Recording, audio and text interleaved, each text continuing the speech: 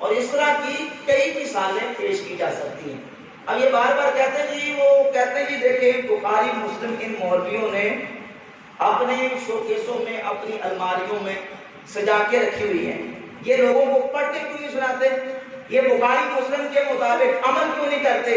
وہ بندے خدا جو بخاری مسلم میں احادیث متروک و منسوخ ہیں، بلکہ قرآن کے اندر جو آیتیں اور جو احکامات اللہ نے منسوخ کر کے اس کے مقابلے میں دوسرے احکامات نازل کیے ہیں، جو عمل متروک ہو چکا، منسوخ ہو چکا، وہ قابل عمل نہیں ہوتا۔ میں ایک مثال قرآن مجید سے سورۃ البقرہ آیت نمبر 240 سے پڑھ دیتا ہوں۔ اللہ رب العزت فرماتا ہے وَالَّذِينَ يُتَوَفَّوْنَ مِنْكُمْ وَيَذَرُونَ أَزْوَاجًا، وہ عورتیں وَالَّذِينَ يُتَوَفَّوْنَ مِنْكُمْ، اور وہ لوگ جو تم میں سے فوت ہو جائیں، وَيَذَرُونَ أَزْوَاجًا، اور اپنے پیچھے وہ بیویاں چھوڑ جائیں، تو ارشاد فرمایا نہیں وَالَّذِينَ يُتَوَفَّوْنَ مِنْكُمْ وَيَذَرُونَ أَزْوَاجًا وَصِيَّةً لِأَزْوَاجِهِمْ مَتَاعًا إِلَى الْحَوْلِ، وصیت ہے ان عورتوں کے لیے متاعًا إِلَى الْحَوْلِ، 1 سال تک نفع اٹھانا۔ کیا مطلب؟ یعنی جو لوگ فوت ہو جائیں اور پیچھے بیویاں چھوڑ جائیں تو ان کی بیویوں کے لیے حکم یہ ہے کہ وہ 1 سال تک اپنے جو شوہر ہے فوت ہونے والا اس کے گھر میں بیٹھ کے عدت گزاریں اور اس کے ترکے سے اس کے مال سے منافع حاصل کریں اور 1 سال تک وہ عدت گزاریں۔ کتنی عدت گزاریں؟ یہ قرآن کی آیت ہے، حدیث نہیں ہے۔ یہ کہتے ہیں جو کچھ بخاری میں لکھا ہے سب کے مطابق عمل کرو، حالانکہ بخاری تو بعد کی کتاب ہے۔ قرآن کے اندر آیت موجود ہے سورۃ البقرہ آیت نمبر 240 ہے۔ اللہ فرماتا ہے جو عورتیں جن کے شوہر فوت ہو گئے اور عورتیں پیچھے چھوڑ گئے تو وہ عورتیں 1 سال تک اپنے خامن کے فوت ہونے کے بعد عدت گزاریں گی، اپنے شوہر کے مال سے منافع حاصل کریں گی۔ یہ پہلا حکم ہے۔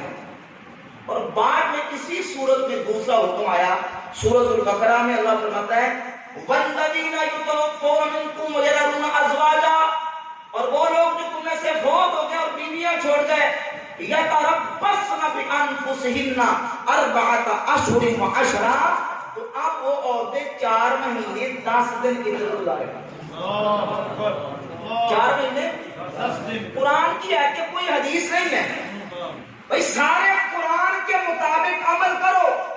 اور تم اگر یہ کہو کہ قرآن کی 240 سورہ بقرہ کی آیت پر عمل کر کے حکم یہ دو کہ عورت 1 سال تک عدت گزارے، تو یہ تمہاری حماقت اور بے دینی کی دلیل ہوگی، اس لیے کہ وہ حکم منسوخ ہو چکا ہے اور دوسرا حکم اس کا ناسخ آ چکا ہے کہ 4 مہینے 10 دن عدت گزارے۔ جب قرآن کی جو آیات اور احکامات جو منسوخ ہو کے دوسرا ناسخ حکم آ گیا تو پھر حدیث میں تو اس سے زیادہ چیزیں موجود ہیں۔ 1 نہیں 2 نہیں 20 واقعات موجود ہیں کہ ایک حکم کے بعد دوسرا، دوسرے کے بعد تیسرے احکامات ہیں۔ صحیح بخاری مسلم کو میں نے ایک مثال صحیح بخاری سے دی، اور بھی کئی مثالیں پیش کی جا سکتی ہیں۔ ایک اور مثال مختصر کر کے چلانے چلتے ہیں۔ صحیح بخاری میں 5600 15 16 17 3 حدیثیں، یعنی 5615 5616 5617 3 حدیثیں موجود ہیں۔ مولا علی مرزا شیر خدا کرم اللہ تعالیٰ کریم حضرت عبداللہ بن عباس رضی اللہ تعالیٰ عنہ کہ نبی پاک صلی اللہ علیہ وآلہ وسلم نے کھڑے ہو کے پانی پیا، حضور نے کھڑے ہو کے پانی پیا۔ یہ صحیح بخاری میں امام بخاری رحمۃ اللہ تعالیٰ 3 احادیث لے کے آئے، 5 615 16 اور 17۔ اب ہم دیکھتے ہیں اسی سلسلے میں کہ امام بخاری نے بیٹھ کے پانی پینے کی کوئی حدیث ذکر کی تو بالکل نہیں۔ بیٹھ کے پانی پینا سنت ہے، ایک حدیث کی امام بخاری صحیح بخاری میں ذکر نہیں کرتے تو کیا کھڑے ہو کے پانی پینے کو سنت کہا جائے؟ دیکھیں گے اگلی حدیث کو۔ جب ہم صحیح مسلم اٹھاتے ہیں تو صحیح مسلم میں باقاعدہ ایک چیپٹر اور باب موجود ہے جس میں ایک دو نہیں متعدد احادیث طیبات موجود ہیں کہ نبی پاک صلی اللہ علیہ وآلہ وسلم کے صحابہ اکرام رضی اللہ تعالیٰ عنہ سے حضرت ابو سعید خدری، حضرت سیدنا انس بن مالک رضی اللہ تعالیٰ عنہ اور اس کے علاوہ دیگر صحابہ اکرام رضی اللہ تعالیٰ عنہ حدیث کے راوی ہیں کہ نبی پاک صلی اللہ علیہ وآلہ وسلم نے کھڑے ہو کے پانی پینے سے منع فرمایا، کھڑے ہو کے پانی پینے سے منع فرمایا۔ حضرت انس بن مالک رضی اللہ تعالیٰ عنہ سے پوچھا گیا کہ حضور یہ فرمائیں کہ کھڑے ہو کے پانی پینے سے منع فرمایا گیا، کیا کھڑے ہو کے کھانا کھا سکتے ہیں؟ تو آپ نے فرمایا کہ کھڑے ہو کے کھانا کھانا تو اس سے بھی زیادہ خبیث ہے۔ کھڑے ہو کے کھانا کھانا، اخبث کا لفظ صحیح مسلم موجود ہے، اخبث کہ کھڑے ہو کے، تو فرمایا کہ کھڑے ہو کے کھانا کھانا تو اس سے بھی زیادہ خبیث فرمایا۔ تو اب ان حدیث اور روایات کو جب ہم تطبیق دیتے ہیں تو نتیجہ یہ نکلتا کہ کھڑے ہو کے پانی پینا باعث ثواب نہیں ہے، بلکہ بیٹھ کے پانی پینا سنت ہے، لیکن کھڑے ہو کے بھی پانی پینا گناہ نہیں ہے، بلکہ بیان جواز کے لیے ہے کہ تاکہ کسی جگہ پہ ہر جگہ ضرورت ہو تو وہاں کھڑے ہو کے بھی پانی پی لینا جائز ہے۔ بات میں آ رہی؟ ایک چھوٹی سی مختصر سی مثال، صحیح بخاری میں 159 نمبر حدیث ہے، اور بلکہ مسلسل 3 حدیثیں ایک دوسرے کے اوپر طے حدیثیں ہیں کہ رسول اللہ صلی اللہ علیہ وآلہ وسلم نے وضو فرمایا تو حضور نے ایک مرتبہ اعضائے وضو کو دھویا۔ ساری دوسری حدیث ہے کہ حضور نے وضو کیا تو دو مرتبہ اعضائے وضو کو دھویا۔ پھر تیسری حدیث ہے کہ نبی پاک صلی اللہ علیہ وسلم نے وضو کیا تو اعضائے وضو کو حضور نے 3 مرتبہ دھویا۔ کتنی حدیثیں آ گئی؟ صحیح بخاری میں 3 حدیثیں ایک ہی جگہ پہ موجود ہیں، ایک دفعہ وضو کیا، 2 دفعہ کیا، 3 مرتبہ اعضائے وضو کو دھویا۔ اب سوال یہ ہے کہ سنت کیا ہے؟ اب ہم سنت سمجھے کیا کریں؟ 1 2 یا 3 تو نتیجہ یہ ہے کہ 3 مرتبہ اعضائے وضو کو دھونا سنت ہے، اور کبھی پانی کم ہو تو 2 مرتبہ دھو سکتے ہیں، اور کبھی پانی کی قلت ہو یا کوئی عذر یا حرج ہو تو 1 مرتبہ دھونا بھی جائز ہے۔ باعث ثواب اور سنت ہوگا 3 مرتبہ دھونا، کیونکہ یہی نبی کریم صلی اللہ علیہ وآلہ وسلم کی جو سنت متوارث ہے۔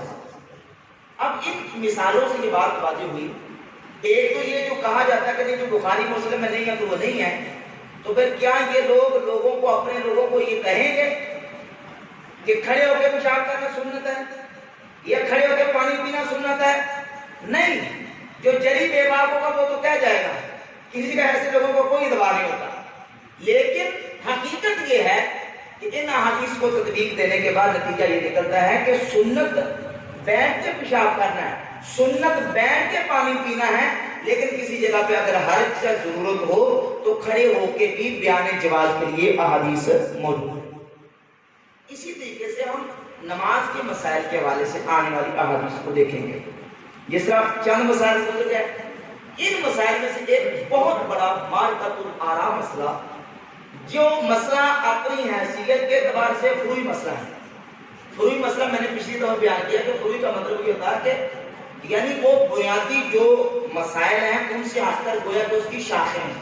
جس طرح ایک درخت ہوتا ہے نا، درخت اس کا تنا اور اس کی اصل ہوتی ہے، تو درخت کے پھر اس کی شاخیں لگتی ہیں، پتے لگتے ہیں، پھول وغیرہ ہوتے ہیں، تو وہ جو پتے اور شاخیں اور ٹہنیاں ہیں یہ فروعات ہیں، اور اصل درخت کا جو موٹ تنا ہے وہ اس کی اصل ہے۔ تو نماز کے جو بنیادی مسائل ہیں ان میں اتفاق ہے۔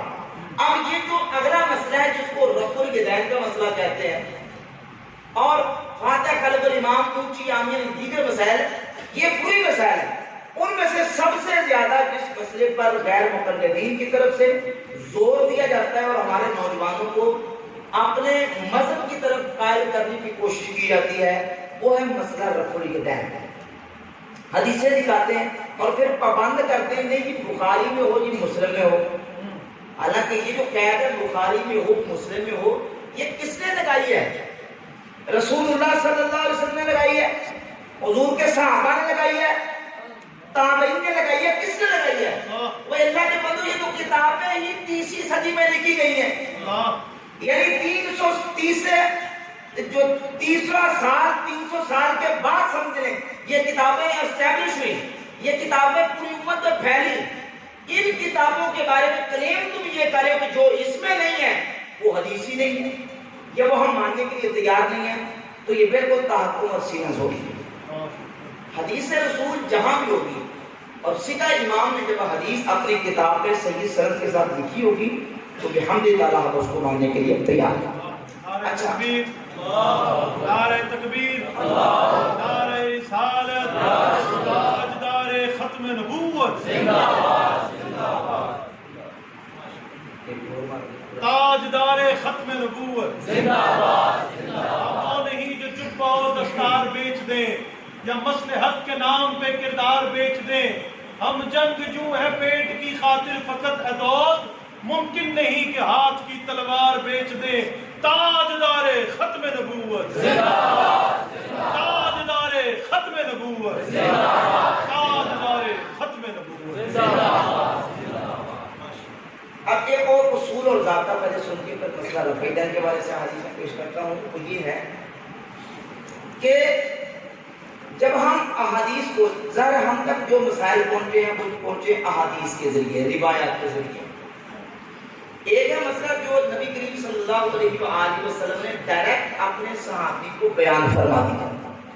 حضور نے اپنے صحابی کو کہا کہ تم نے یہ کرنا ہے, اور حضور کا وہ فرمان بالکل صریح اور بغیر قابل تعویل ہے, تو اس صحابی پر اس فرمان پر عمل کرنا اس طرح ہے جس طرح قرآن کی آیت پر عمل کرنا. لیکن ہم تک جب کوئی حدیث یا روایت پہنچے گی تو ہم تک احادیث اور روایت پہنچتی ہیں راویوں کے ذریعے. بیان کرنے والے راوی روایت کرتے ہیں, مثلا امام بخاری کہتے ہیں مجھے میرے استاد نے حدیث بیان کی, ان کو ان کے استاد نے, ان کو ان کے استاد نے, اور اس نے صحابی رسول سے سنا, اور صحابی کہتے ہیں کہ میں نے نبی کریم صلی اللہ علیہ وآلہ وسلم کو اس طرح کرتے ہوئے دیکھا. ایک ہے مسئلہ راویوں کا اور ایک ہے مسئلہ صحابیوں کا. راویوں کا مسئلہ بھی اپنی جگہ پہ اور صحابہ کا مسئلہ بھی اپنی جگہ پہ. اب ایک مسئلے پر صحابہ کرام رضی اللہ تعالیٰ عنہ سے صحیح حدیثیں بھی جب روایات کو عمل تو کرتے ہیں تو وہ عمل جو ہے اس کو بیان کرنے میں صحابہ کرام رضی اللہ تعالیٰ عنہ کی روایات جو ہے وہ آپس میں مختلف آتی ہیں. مثلا صحیح مسلم سے میں ایک مثال پیش کرتا ہوں. حضرت سیدنا عبداللہ ابن عباس رضی اللہ تعالیٰ عنہ اور حضرت یزید ابن الاسم رضی اللہ تعالیٰ عنہ, یہ دو صحابی ہیں. یہ ایک بیان کرتے ہیں نبی پاک صلی اللہ علیہ وآلہ وسلم کا عمل کہ سرکار دو عالم صلی اللہ علیہ وآلہ وسلم نے جب عمرہ فرمایا تو حضور نے احرام باندھا ہوا تھا. نبی کریم صلی اللہ علیہ وآلہ وسلم نے حضرت میمونہ رضی اللہ تعالی عنہا سے نکاح فرمایا. جب حضور نے حضرت میمونہ سے نکاح کیا تو اب سوال یہ ہے کہ اس وقت حضور نے احرام کھول دیا تھا یا احرام باندھے ہوئے ہی نبی کریم علیہ السلام نے سیدہ میمونہ سے نکاح فرمایا تھا. اس مسئلے پر یہ ایک کتاب ہے صحیح مسلم, اور یہ صحیح مسلم کی دو حدیثیں ہیں 3452 اور 3453. یہ دو حدیثیں دو صحابہ سے, ایک صحابی ہے عبداللہ ابن عباس اور دوسرے صحابی ہیں یزید ابن الاسم. دونوں صحابی جب حدیث بیان کرتے ہیں, عبداللہ ابن عباس کہتے ہیں تزوج رسول اللہ صلی اللہ علیہ وسلم میمونہ کا وہو محرم، حضور نے جب سیدہ میمونہ سے نکاح فرمایا تو حضور نے اس وقت احرام باندھا ہوا۔ دوسرے صحابی کہتے ہیں حضرت یزید ابن الاسم کہ ان رسول اللہ صلی اللہ علیہ وسلم تزوجها وهو حلال، جب حضور نے سیدہ میمونہ سے نکاح کیا تو سرکار نے اس وقت اپنا احرام کھول دیا تھا۔ ایک کہتے ہیں باندھا ہوا تھا، دوسرے کہتے ہیں کھول دیا تھا۔ اب سوال یہ ہے ہم کدھر جائیں، کھولا ہوا تھا یا باندھا تھا؟ ایک مسلمان نکاح کرنا چاہتا ہے احرام کی حالت میں، سنت کیا ہے؟ احرام کھولے تب نکاح کرے یا احرام باندھے ہوئے ہی نکاح کرے؟ سنت کیا بتاتی ہے؟ ابن عباس رضی اللہ تعالیٰ کہتے ہیں حضور نے احرام باندھا ہوا تھا، یزید ابن الاسم کہتے ہیں حضور نے احرام کھول دیا تھا۔ دونوں میں سے ضعیف کوئی نہیں، دونوں صحیح ہیں، دونوں صحیح مسلم میں ایک باب میں حدیثیں موجود ہیں۔ آپ بتاؤ عمل کس طرح کرنا ہے، کس کو چھوڑنا ہے، کس کو رکھنا ہے؟ تو یہاں آتا ہے اصول اور یہاں آتا ہے مجتہد کا اتحاد۔ ہمارے امام اعظم ابو حنیفہ رحمۃ اللہ علیہ وہ کہتے ہیں صحابہ کے ضبط اور اتقان کو دیکھیں گے، جس صحابی کا ضبط اور اتقان اور حافظہ اور علم زیادہ ہے، عمل زیادہ ہے، تقویٰ زیادہ ہے، مقام اور شان زیادہ ہے، اس صحابی کی حدیث کو فوقیت دیں گے۔ وہ کہتے ہیں جب یزید ابن الاسم اور عبداللہ ابن عباس کا مقابلہ کریں گے تو فرماتے ہیں کہ عبداللہ ابن عباس کا مقام یزید ابن الاسم سے کہیں بڑھ کر ہے، لہذا عبداللہ ابن عباس کی حدیث کے مطابق عمل کریں گے کہ حضور نے اس وقت احرام باندھا ہوا۔ بات میں آ گئی؟ اب مسئلہ رفعیدین کو لے لیں۔ جب رفعیدین کی بات آتی ہے تو امام ابو حنیفہ کا اسلوب یہ ہے، وہ کہتے ہیں پہلے تو دیکھیں گے حدیثوں کو کہ رفعیدین ہاتھوں کو اٹھانے کو کہتے ہیں۔ رسول اللہ صلی اللہ علیہ وآلہ وسلم نے نماز میں ہاتھوں کو اٹھایا، کہاں اٹھایا اور کہاں نہیں اٹھایا، پہلے یہ حدیثیں لے کے آؤ، کیونکہ جو کرتے ہیں اور جو کہتے ہیں نہیں کرو گے تو نماز نہیں ہوگی، نہیں کرو گے تو تمہاری نماز ہی نہیں۔ حالانکہ 70 سے اوپر فیصد امت جو ہے وہ نماز میں رفع یدین نہیں کرتی، رفع یدین نہیں کرتی۔ اور امت کے جو چاروں بڑے امام ہیں، ان چاروں بڑے اماموں کے جو مقلدین ہیں، امام ابو حنیفہ اور امام مالک، مدینہ کے امام اور عراق اور امت مسلمہ کے بہت بڑے امام، امام ابو حنیفہ بھی اور امام مالک بھی اور ان کے جتنے مقتدی اور جتنے ان کے مقلدین ہیں وہ نماز رفع یدین نہیں کرتے۔ تو نعوذ باللہ تعالی ساری امت جو ہے اس کی نماز نہیں ہوتی۔ اور نہ صرف یہ بلکہ اجلہ تابعین، نہ صرف اجلہ تابعین بلکہ رسول پاک صلی اللہ علیہ وآلہ وسلم کے جلیل و قدر اہل علم صحابہ نماز میں رفع یدین نہیں کرتے۔ اب بات سمجھیں کہ ہم دیکھیں گے کہ صحابہ کرام نے جو روایات کی ہیں احادیث کی، اب ہوتا یہ ہے کہ پہلے یہ بھی ایک ساتھ بات سمجھ لیں کہ کسی حدیث کا روایت ہونا، روایت ہو جانا اس کے عمل کرنے کی دلیل نہیں ہے کہ ایک صحابی ایک مسئلے کو روایت کر رہا ہے تو اس کا مطلب اس پہ عمل بھی کرتا ہے۔ ذرا توجہ سے سمجھیں کہ ایک صحابی ایک مسئلے کو روایت کر رہا ہے کہ حضور کے زمانے میں ایسا ہوتا تھا اور اس کا مطلب یہ کہ وہ روایت کر رہا ہے تو اس پہ عمل بھی کرتا ہے، نہیں۔ اس کی ایک مثال دیتا ہوں، یہ صحیح مسلم اٹھا لے، باب المتع اٹھائیں، متع النساء کا بیان، جو اہل تشیع کے ہاں متع وغیرہ وہ اس کو جائز سمجھتے ہیں اور آج بھی کرتے ہیں۔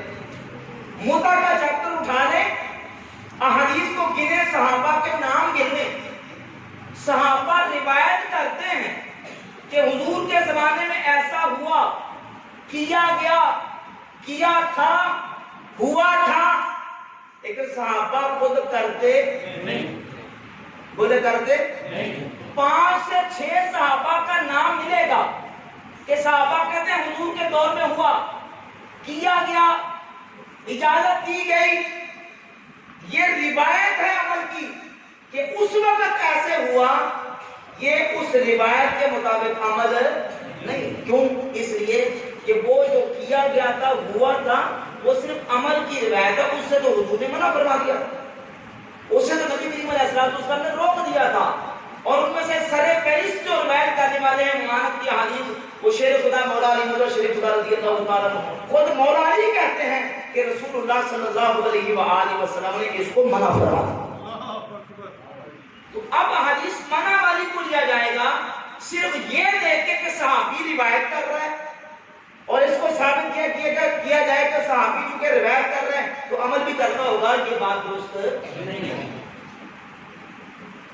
اچھا، بات یہاں تک ہوئی تھی کہ صحابہ کے کو دیکھا جائے گا کہ وہ جو روایت کر رہے ہیں۔ اب ہم نے یہ دیکھنا کہ صحابہ نے رفع یدین کا مسئلہ جو روایت کیا ہے، رفع یدین ہاتھوں کے اٹھانے کو کہتے ہیں، کہاں کہاں ہاتھ اٹھائے گئے اور کہاں کہاں ہاتھ نہیں اٹھائے گئے۔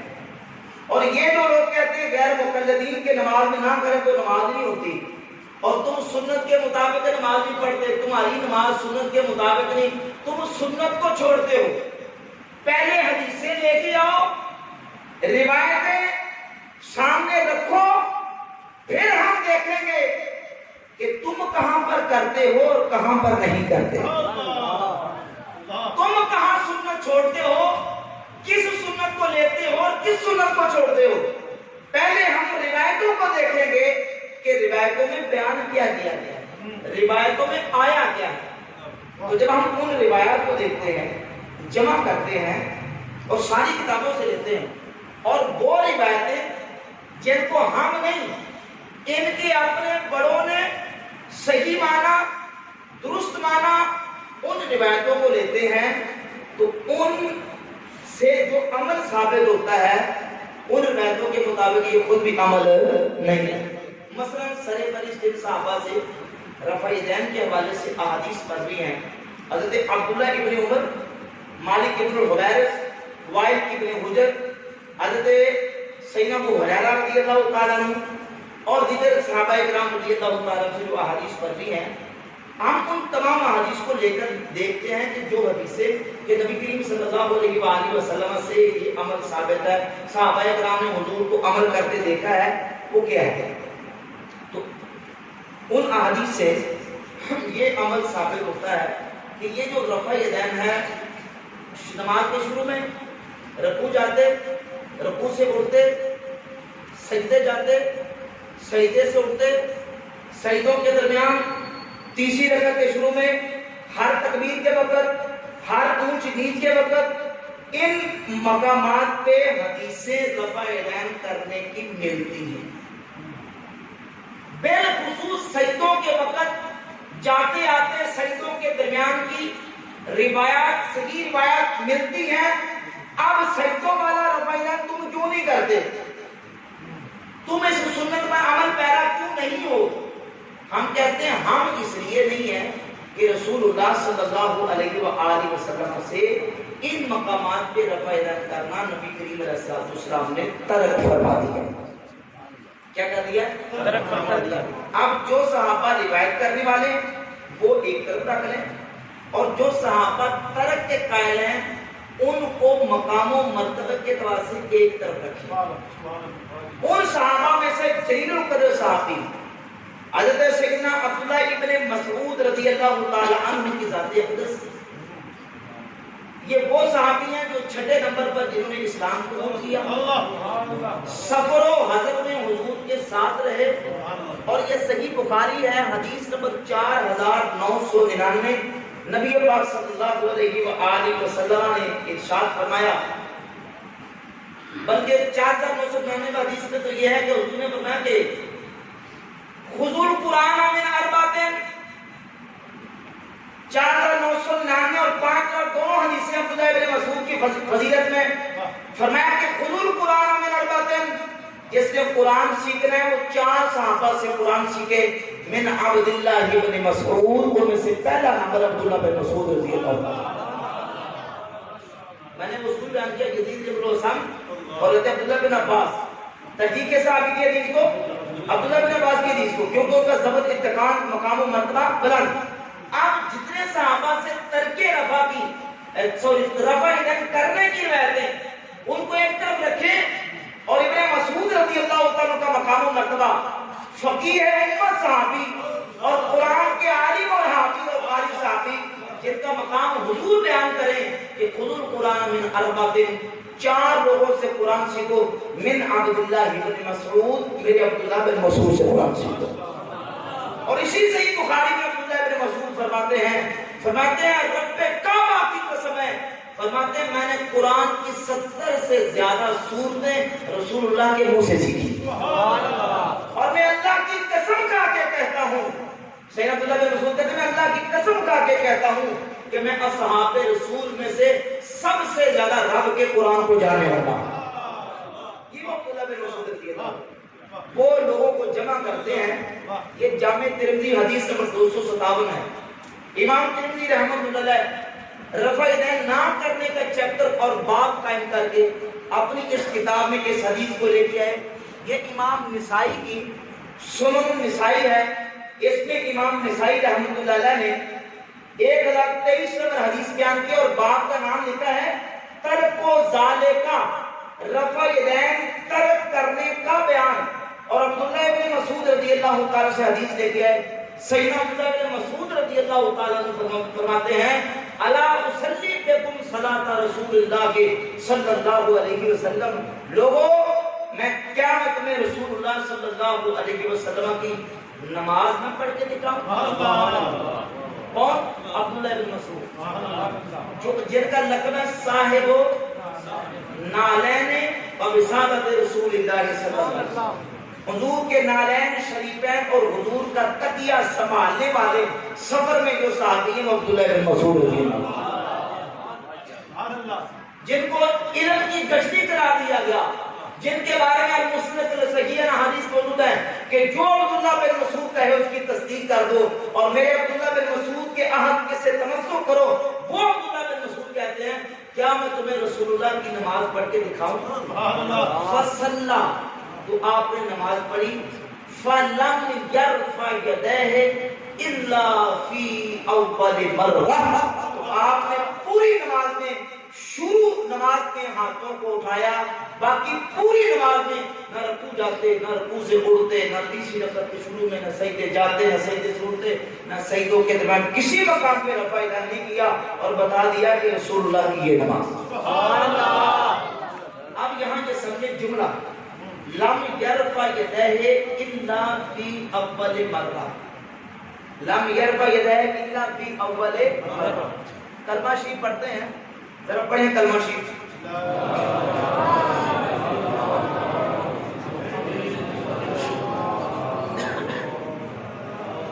कलमा शरीफ पढ़ते हैं, ला इलाहा इल्लल्लाहु, ला इलाहा इल्लल्लाहु।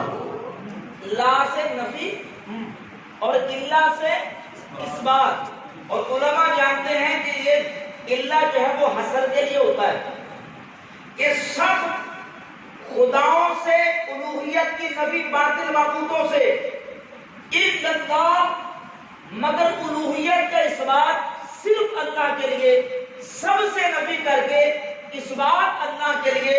अब्दुल्लाह बिन मसूद ने नमाज पढ़ के दिखाई, लम यरफा यदैहि इल्ला फी अव्वल मर्रा, किसी मकाम पे रफ़ा यदैन नहीं किया, न रुकू जाते किया, न रुकू से उठते किया, न सजदे जाते किया, न सजदे से उठते किया, न दो सजदों के दरमियान किया, न तीसरी रकअत के शुरू में किया, इल्ला फी अव्वल मर्रा, किया है तो नमाज के सिर्फ शुरू में किया।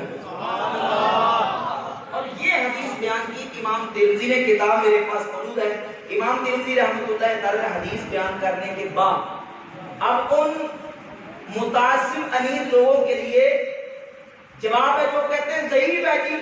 इमाम तिरमिज़ी रहमतुल्लाह ताला अलैह हदीस बयान करके कहते हैं काला अबू ईसा हदीस इब्न मसूद हदीसुन हसन वबिही यक़ूलु गैरु वाहिद मिन अहलिल इल्म मिन अस्हाब नबी सल्लल्लाहु अलैहि वसल्लम व ताबईन فرمایا کہ عبداللہ بن مسعود کی حدیث حسن اور اسی حدیث کے مطابق عمل ہے کن کا؟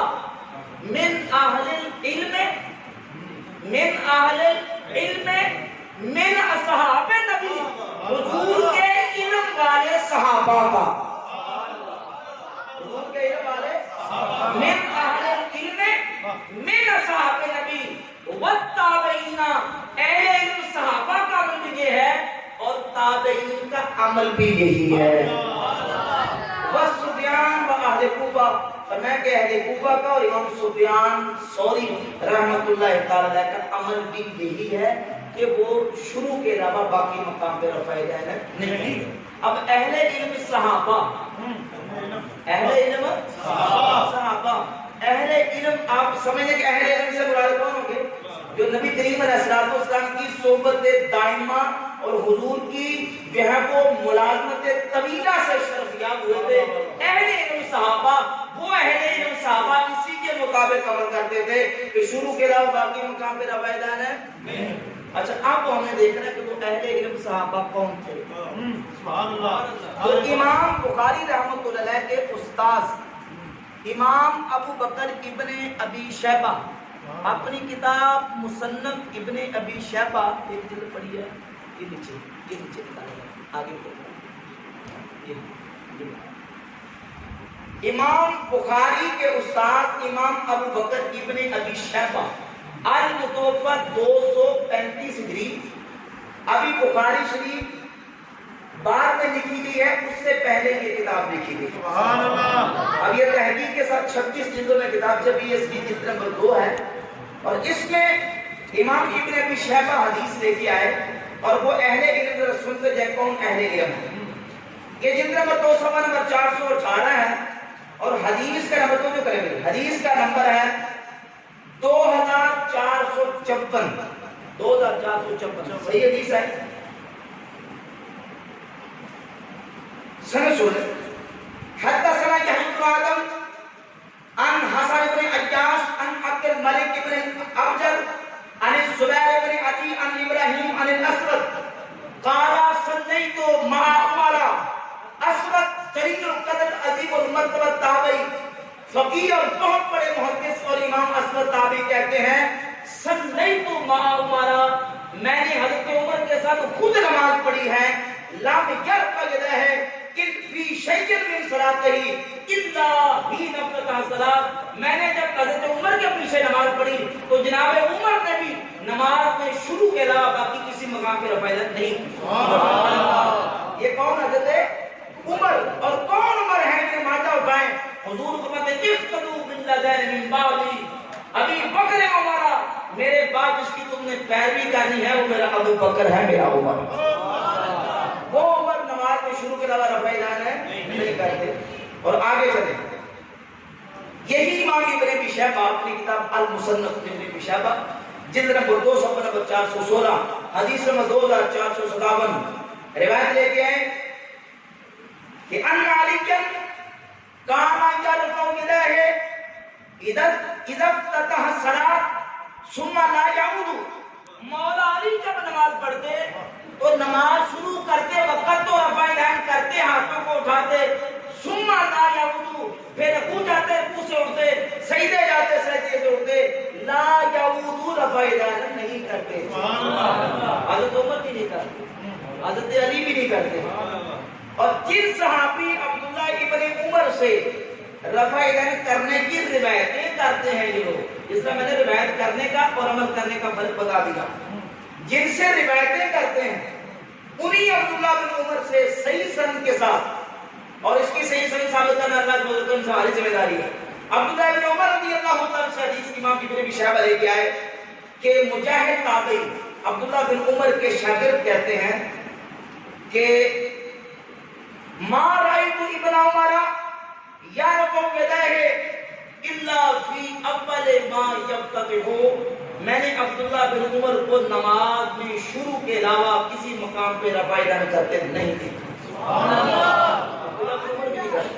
حضرت عمر بھی نہیں کرتے، مولا علی بھی نہیں کرتے، عبداللہ بن مسعود بھی نہیں کرتے۔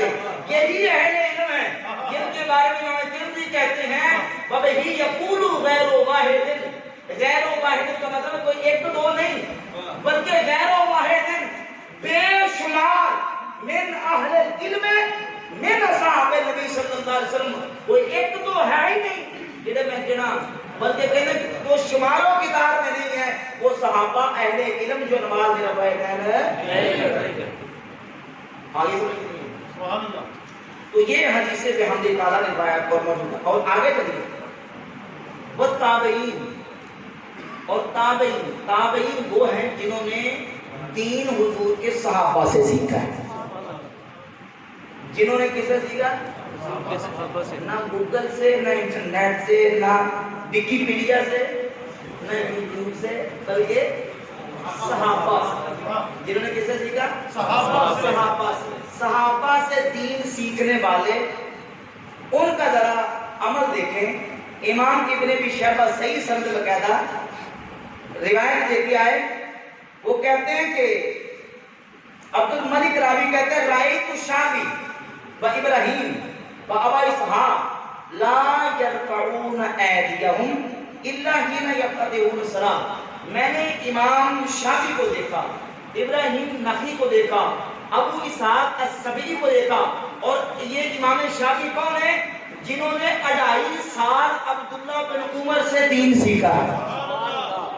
2.5 سال عبداللہ بن عمر سے دین سیکھنے والے امام شافعی جلیل القدر تابعی اور امام ہیں، ان کو میں نے دیکھا، ابراہیم نخعی کو دیکھا، میں نے ابو اسحاق السبیعی کو دیکھا، وہ بھی نماز میں شروع کے علاوہ رفع دین نہیں کرتے۔ اور اگلا جملہ سن لیں، اگلا جملہ ہے کہ ابو اسحاق کہتے ہیں کانا صحابہ رضی اللہ و اصحاب علی لا یرفعون ایدیہم الا فی ابتداء الصلاۃ۔ کہتے ہیں کہ حضرت عبداللہ بن مسعود کے شاگرد ہوں، مولا علی کے شاگرد ہوں، اور امام بقی کہتے ہیں، فرماتے ہیں کہ مولا علی کے شاگرد عبداللہ بن مسعود کے شاگرد جنہوں نے دین عبداللہ بن مسعود سے سیکھا، مولا علی سے سیکھا، وہ بھی نماز میں رفع دین نہیں کرتے۔ کیوں؟ اس لیے کہ وہ کرنے والی روایتوں کو متروک سمجھتے تھے۔ کیا سمجھتے تھے؟ متروک سمجھتے تھے۔ پہلے کا عمل بعد میں نبی پاک صلی اللہ علیہ وآلہ وسلم نے ترک تمام کو متروک سمجھتے تھے۔ یہ تو ایک حدیث ہے، اور اللہ کے فضل و کرم سے حضرت سیدنا عبداللہ ابن مسعود رضی اللہ تعالیٰ کی حدیث کے ساتھ ساتھ حضرت سیدنا براء ابن عازب رضی اللہ تعالیٰ کی حدیث مسند ابی یعلا میں امام ابی یعلا اپنی اس کتاب میں لے کے آئے کہ سیدنا براء ابن عازب رضی اللہ تعالیٰ فرماتے ہیں، حدیث نمبر 1692، رأیت رسول اللہ صلی اللہ علیہ وسلم رفع یدیہ حین استقبل الصلاۃ، حین استقبل الصلاۃ، جب رسول اللہ نے نماز کو شروع کیا میں نے خود حضور کو نماز پڑھتے دیکھا، رأیت بہا میں ہے قریبا من اذنیہ، حضور کے یہ انگوٹھے کانوں کی لو کے برابر ہو گئے، ثم لم یرفعہما، پھر پوری نماز میں اللہ کے رسول نے رفع یدین نہیں فرمایا۔ براء ابن عازب نے خود دیکھا، عبداللہ ابن مسعود رضی اللہ تعالیٰ خود حدیث بیان کرتے ہیں، اور عبداللہ بن مسعود وہ صحابی، یہی امام ابراہیم نخعی تابعی کہتے ہیں۔ اٹھائیں تحاوی شرح معانی نفات امام تحاوی رحمۃ اللہ کی، حضرت امام ابراہیم نخعی، یہ کوئی چھوٹے موٹے امام نہیں، ابراہیم نخعی وہ امام ہیں جن کے فتوے امام بخاری نے صحیح بخاری میں ذکر کیے، جن کے فتوے امام بخاری نے صحیح بخاری، اور یہ وہ امام ہیں۔ امام اعمش کہتے ہیں اگر کسی نے حدیث کا سنیارا دیکھنا ہے تو ابراہیم نخعی کو دیکھ لے۔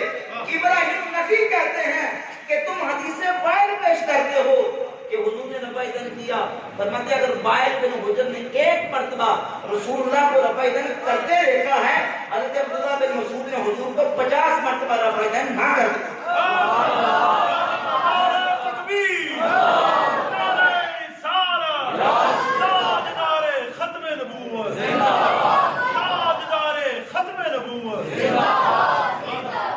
حدیث کا سنارا کہتا ہے کہ اگر وائل بن حجر نے ایک مرتبہ دیکھا ہے تو ابن مسعود رضی اللہ تعالیٰ نے 50 مرتبہ حضور کو رفع یدین نہ کرتے دیکھا۔ براء ابن عازب رضی اللہ تعالیٰ فرما رہے ہیں حضور نبی کریم علیہ السلام نے شروع کے علاوہ رفع یدین نہیں کیا۔ سیدنا عمر نماز پڑھیں تو شروع کے علاوہ نہ کریں، ابن مسعود پڑھیں شروع کے علاوہ نہ کریں، مولا علی پڑھے، شروع کے علاوہ نہ کریں، امام شافعی پڑھے، ابن مسعود کے شاگرد پڑھے، مولا علی کے شاگرد پڑھے، اور اس کے علاوہ امام قیاس کو دیکھ لیں، دیگر تابعین کو دیکھیں، حضرت ابو ہریرہ کے شاگردوں کو دیکھ لیں، نماز پڑھیں تو رفع دین نہ کریں۔ امام ابو حنیفہ جو ایک تہائی امت کے امام ہیں، وہ نماز پڑھیں رفع دین نہ کریں۔ امام مالک جو مدینہ کے امام ہیں، وہ نماز پڑھیں تو رفع دین نہ کریں، اور ان کی بولی سن لیں، کہتے ہیں نماز کی بغیر رفع دین کے بغیر نماز نہیں ہوگی۔ امام مالک رحمۃ اللہ کا حوالہ سن لیں تاکہ لفظ یاد یہ کتاب نکال دیں۔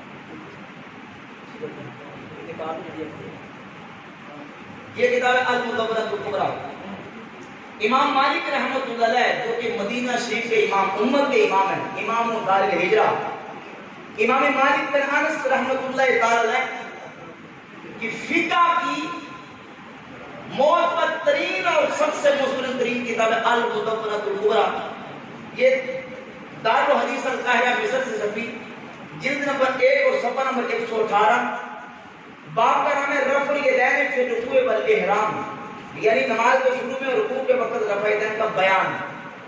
قال مالک لا اعرف رفع الیدین فی شیء من تکبیر الصلاۃ لا فی خفض ولا فی رفع الا فی افتتاح الصلاۃ۔ امام مالک کہتے ہیں نماز کے شروع کے علاوہ رکوع جاتے، رکوع سے اٹھتے وقت، اونچ نیچ کے وقت میں رفع یدین کو جانتا ہی نہیں۔ کون کہہ رہے ہیں؟ دنیا میں حدیث کی سب سے پہلی پوری دنیا میں اسٹیبلش ہونے والی کتاب کے مؤلف، موطا امام مالک کے مؤلف امام مالک بن انس، حدیث کی سب سے پہلی کتاب کے مصنف اور مؤلف امام مالک کہتے ہیں میں جانتا ہی نہیں ہوں، جانتا ہوں تو صرف شروع والے رفع یدین کو، رکوع جاتے رکوع سے اٹھتے اونچ نیچ کے وقت رفع یدین کو میں جانتا ہی نہیں ہوں۔ کیا کہتے ہیں؟ میں جانتا ہی نہیں ہوں۔ اللہ اکبر۔ کان رفع الیدین عند مالک، ابن القاسم شاگرد امام مالک کے کہتے ہیں وکان رفع الیدین عند مالک ضعیفا الا فی تکبیرۃ الاحرام۔ فرماتے ہیں امام مالک صرف اور صرف شروع نماز میں رفع یدین کے قائل تھے، باقی مقام پہ رفع یدین کو ضعیف سمجھتے تھے۔ امام مالک کا، امام ابو حنیفہ رحمۃ اللہ کا، صحابہ کا، تابعین کا، تبع تابعین کا بے حمد کا عمل موجود ہے، اور رسول پاک صلی اللہ علیہ وسلم کے صحابہ کرام کی یہ روایت بتاتی ہے کہ یہ امر متروک و منسوخ، اور رسول پاک صلی اللہ علیہ وآلہ وسلم نے ترک کروا دیا، حضور نے اس سے منع فرما دیا۔ اس کے علاوہ دیگر احادیث میں سے صرف ایک حدیث بیان کر کے اپنی بات کو مکمل کروں گا تاکہ سوالات کی نشست ہو جائے۔ صحیح مسلم میں امام مسلم رحمۃ اللہ تعالی علیہ نے سیدنا جابر بن سمرہ رضی اللہ تعالی عنہ سے 183 نمبر صفحہ اور 968 نمبر حدیث بیان کی، ذرا توجہ سے سنیں، ان سے اس پر ہونے والے اشکالات اور اعتراضات کے جوابات کی میں مختصر اپنے پیش کروں گا۔ سیدنا جابر بن سمرہ فرماتے ہیں رضی اللہ تعالی عنہ کہ ہم نماز پڑھ رہے تھے کہ داخل علینا، خرج علینا رسول اللہ صلی اللہ علیہ وآلہ وسلم، کہ نبی پاک صلی اللہ علیہ وآلہ وسلم تشریف لے آئے۔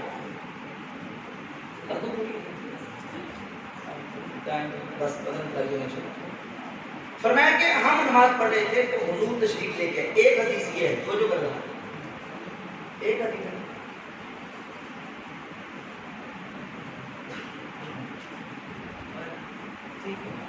میں اس پہ تفصیل کرنا چاہتا ہوں تاکہ لمبی بات ہوگی انشاءاللہ تعالیٰ، باقی اب کرتے ہیں اگلی صبح تقریباً 1 گھنٹہ 20 منٹ گفتگو ہو رہی ہے، ابھی سوالات کی نشست بھی ہے تو انشاءاللہ تعالیٰ اس میں بات ہاں کوئی میری جو گفتگو ہے رفع یدین سے متعلقہ یا جو میں نے بیان کیا ہے اس سے متعلقہ کسی کو بات کرنے کو سوال کر سکتے ہیں۔